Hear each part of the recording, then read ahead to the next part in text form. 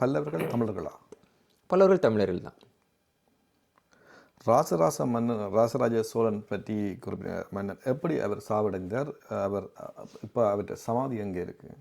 இப்போது தமிழ் அரசர்களை பொறுத்த வரைக்கும் போர்களில் இறந்து போனாங்கன்னாலோ இல்லை வேறு ஏதாவது ஒரு குறிப்பிட்ட சூழ்நிலைகள், ஒரு அமைதியான காலகட்டத்தில் இறந்து போயிட்டாங்க அப்படின்னாலோ அவங்கள பற்றின செய்திகள் வந்து குறிப்பிடப்பட்டு நமக்கு கிடைக்கும். ராஜராஜ சோழன் வந்து எப்படி இறந்து போனார்ன்றதை பற்றி நமக்கு தெளிவான தகவல் இல்லை.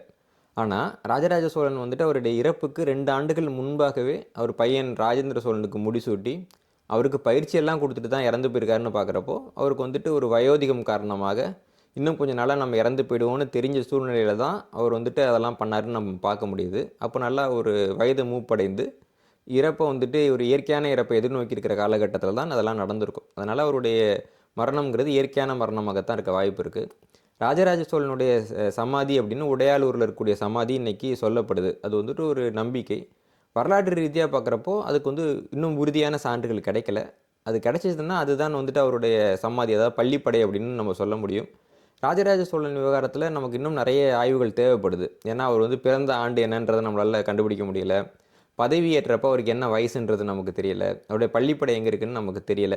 அது தெரிஞ்சுக்கிறதும் எளிமையானது கிடையாது. ஏன்னா ராஜராஜ சோழன் காலகட்டத்துக்கு பின்னாடி தான் பாண்டியர்கள் வந்து சோழ மண்டலத்தை வந்து பெரிய அளவில் பாதிக்கிறாங்க. அப்போது அவருடைய நினைவுகள் எல்லாமே நமக்கு அப்படியே கிடைக்கும்னு சொல்ல முடியாது. ஆனால் தீவிரமான ஆய்வுகள் மேற்கொள்ளப்பட்டால் அது சான்றுகளை ஒரு காலத்தில் கண்டுபிடிக்க முடியும்னு நான் நம்புகிறேன். சோழர் காலத்தில் நில உரிமை வந்து மக்களுக்கு உரிமை இருந்ததா? ஏன் அந்த கேள்வி கேட்கணும்னா, இயக்குனர் ப. ரஞ்சித் கூட சோழர் ராஜராஜ சோழன் ஆட்சி காலத்தில் வந்து மக்களுடைய காணிகளை பறைத்தெடுத்து பிராமணர்களுக்கு தானமாக வழங்கி குற்றம் சாட்டியிருக்கார். அது தொடர்பாக உங்களோட கருத்து?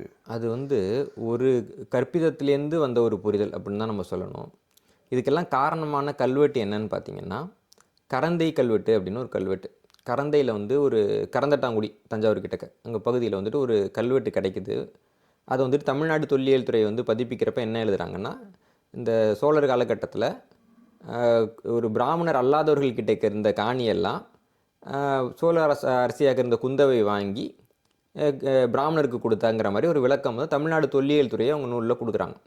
அந்த விளக்கத்தை படிச்சுட்டு தான் நிறையா பேர் வந்துட்டு மக்கள்கிட்டேருந்து நிலத்தை பிடுங்கினாங்க அப்படின்னும் பிராமணருக்கு நிலத்தை கொடுத்தாங்கன்னு எழுதியிருக்கிறாங்க. ஆனால் அந்த கல்வெட்டில் அப்படி எதுவுமே இல்லை.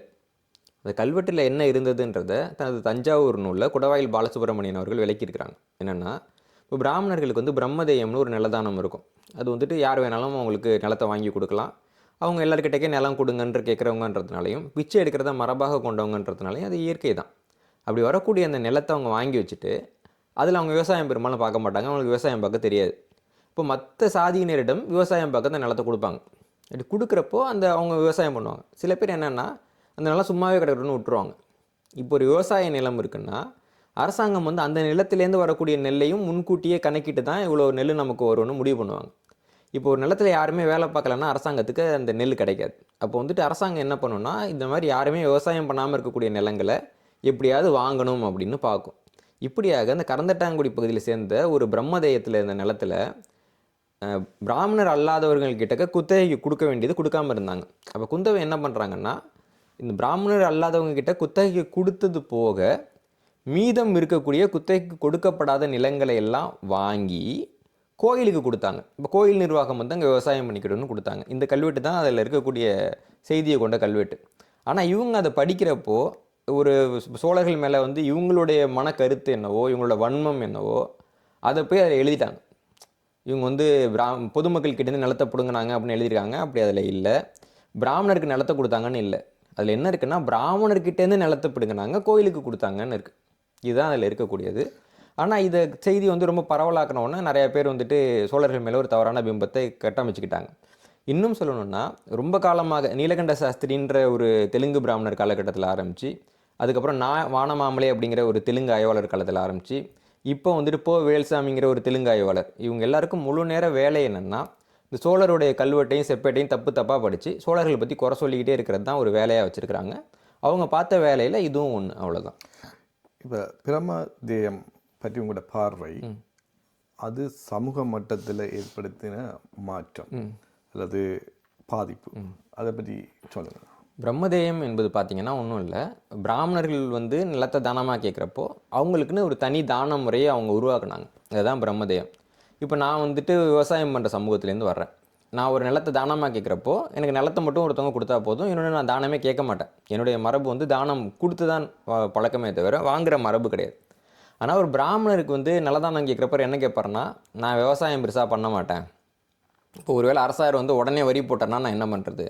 அதனால் எனக்கு நிலம் கொடுக்குறப்போ நீங்கள் வரி விலக்கு வாங்கி கொடுங்கன்னு கேட்பாங்க. இந்த வரி விலக்கு பார்த்தீங்கன்னா வியவஸ்தைன்ற ஒரு பகுதியில் வரும்.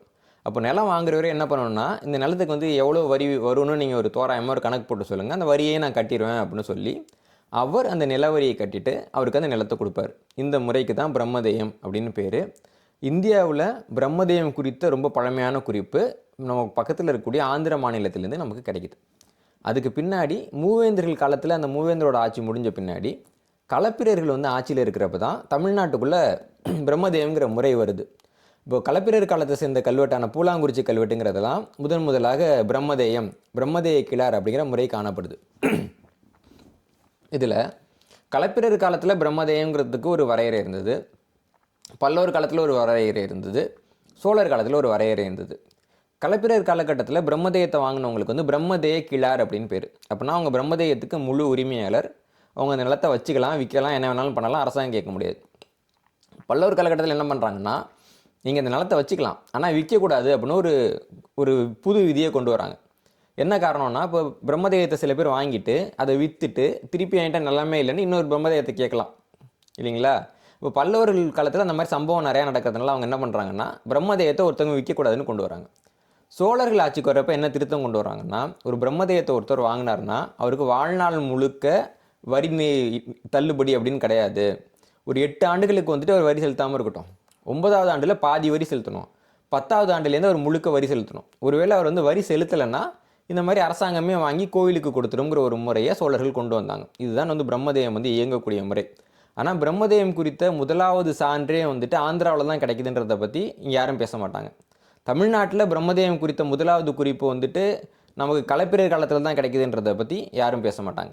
இப்போ சோழர் காலத்தில் வந்துட்டு பார்த்திங்கன்னா அந்த சங்க காலம் மாதிரியான காலகட்டங்களில் நிலதானம் இல்லையானா இருந்தது. சங்க காலகட்டத்தில் எல்லாருக்கும் நிலதானம் கொடுத்தாங்க. அப்போ பிராமணர்களுக்கு கொடுத்தாங்கன்னா கொடுத்தாங்க, ஆனால் அது பிரம்மதேயம் கிடையாது. ஏன்னா பிரம்மதேயம்னா நிலத்தை தானம் கொடுக்குறப்போ அந்த நிலத்துக்கு வரி விலக்கையும் சேர்த்து வாங்கி கொடுத்தால்தான் அது பிரம்மதேயம். இந்த முறை வந்து நமக்கு களப்பிரர் காலகட்டத்தில் தான் காணப்படுது. இது ஒரு தவறான முறைங்கிறதுல நமக்கு எந்த மாற்று கருத்தும் கிடையாது. சங்ககால இலக்கியத்தில் தமிழ் தேசியம் என்ற கருத்தை எப்படி உணர்த்தியிருக்கிறார்கள், இல்லை அது குறித்து பேசப்பட்டிருக்கிறாங்க? தமிழ் தேசியம்ங்கிறது வந்துட்டு ஒரு இயல்பான ஒரு சிந்தனை. இப்போது எல்லாரும் வந்துட்டு அவங்க அம்மா அப்பாவை பற்றி நூல்லாம் பெருசாக எழுதியிருப்பாங்கன்னு சொல்ல முடியாது, அதுக்காக அம்மா அப்பாவை பிடிக்கலன்னு சொல்ல முடியாது இல்லைங்களா? அந்த மாதிரி இயல்பான ஒரு சிந்தனை. அந்த சிந்தனை வந்து இயல்பாக வெளிப்படக்கூடிய நிறைய இடங்கள் வந்துட்டு நமக்கு சங்க இலக்கியங்களில் இருக்குது. மிக குறிப்பாக இந்த தமிழ் தேசியத்தை இந்த தூக்கி பிடித்த முதலாவது நூல் அப்படின்னு சிலப்பதிகாரத்தை சொல்லலாம். அப்போ அந்த மூவேந்தரும் ஒன்றா சேர்ந்து தமிழ்நாடுன்னு நிற்கணும், சேர நாடு, சோழ நாடு, பாண்டிய நாடுன்னு நிற்காமல் தமிழ்நாடுன்னு நிற்கணுங்கிற ஒரு கருதுகோளை வந்துட்டு சிலப்பதிகாரம் முன்வைத்தது. அதனால தான் வந்துட்டு அதை தமிழ் தேசிய காப்பியம் அப்படின்னு சொல்கிறோம்.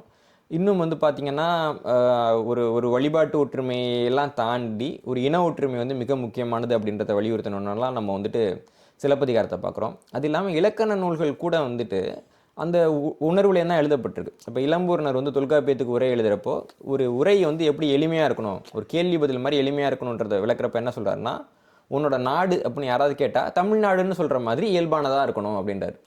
நாடு யாதெனில் தமிழ்நாடு என்றல் அப்படின்னு குறிப்பிடுறார். அதே மாதிரி பின்னாடி வந்த அரசர்கள் பார்க்குறப்போ அவங்க பேருக்கு வந்து அவங்க ஒரு விளக்கம் கொடுக்குறப்போ அல்லது ஒரு அடைமொழியை சேர்த்துக்கிறப்போ தமிழ்நாடுங்கிற சேர்த்துக்கிட்டாங்க. இப்போ தமிழ்நாடு காத்த பெருமாள் அப்படின்னே ஒரு பல்லவ அரசர் இருக்கிறார். அதே மாதிரி ராஜராஜ சோழன் சொல்கிறப்போ தண்டமிழ்நாடன் ராஜராஜ சோழன் அப்படின்னே ஒரு குறிப்பிடுறார். தமிழ்நாடன் அப்படிங்கிறத ஒரு அடையாளமாக பயன்படுத்தக்கூடியது வந்துட்டு இருந்திருக்குது. இப்போ தமிழ் தேசியம்ங்கிறது வந்துட்டு இன்றைக்கி நேற்றுக்கு வந்த கொள்கை கிடையாது. திராவிடம் என்று இவர்கள் சொல்லக்கூடியது உருவாகுவதற்கு குறைந்தபட்சம் 2000 ஆண்டுகளுக்கு முன்பாகவே வந்த ஒரு இயல்பான ஒரு கொள்கையாகத்தான் நம்ம தமிழ் தேசியத்தை பார்க்க முடியுது.